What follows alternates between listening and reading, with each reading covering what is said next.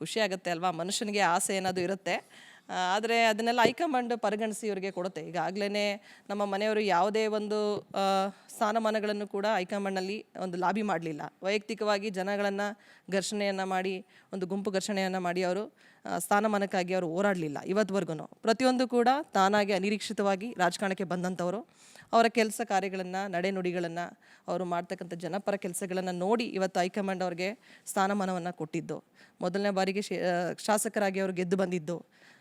ಎರಡನೇ ಬಾರಿನೂ ಕೂಡ ಒಂದು ಅತಿ ಹೆಚ್ಚು 35,000 ಅಂತರಗಳ ಮತದಿಂದ ಗೆದ್ದು ಇವತ್ತು ಕೋಟೆ ತಾಲೂಕಿನ ಇತಿಹಾಸವನ್ನು ಸೃಷ್ಟಿ ಮಾಡಿದ್ರು.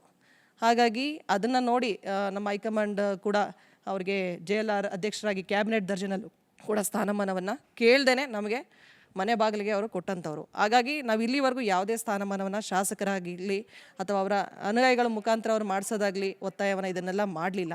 ಪ್ರತಿಯೊಂದು ಕೂಡ ಅನಿರೀಕ್ಷಿತವಾಗಿ ಅವರ ಕೆಲಸವನ್ನು ಮೆಚ್ಚಿ ಇವತ್ತು ಹೈಕಮಾಂಡ್ ಆಗಿರ್ಬೋದು, ಜನಗಳ ಆಶೀರ್ವಾದದಿಂದ, ನಮ್ಮ ಮಾವನವರಾಗಿರ್ಬೋದು, ದುರಣ್ ಸರ್ ಆಶೀರ್ವಾದದಿಂದ ಇವತ್ತು ಅವರಿಗೆ ಲಭಿಸ್ತು. ಹಾಗಾಗಿ ಸಚಿವ ಸ್ಥಾನವನ್ನು ಕೂಡ ಮುಂದಿನ ದಿನಗಳಲ್ಲಿ ಅವರು ಚರ್ಚೆಯನ್ನು ಮಾಡಿ ಹೈಕಮಾಂಡ್ ಮುಖಾಂತರ ಯಾರಿಗೆ ಕೊಟ್ಟರೆ ಸರಿ, ಜನಸೇವೆಯನ್ನು ಮಾಡ್ತಕ್ಕಂಥ ಜನನಾಯಕರನ್ನು ಮಾಡ್ತಕ್ಕಂಥದ್ದು ಅವ್ರಿಗೆ ಬಿಟ್ಟದ್ದು. ಹಾಗಾಗಿ ಹೈಕಮಾಂಡ್ಗೆ ಇದನ್ನು ಇದು ಮಾಡ್ತೀವಿ.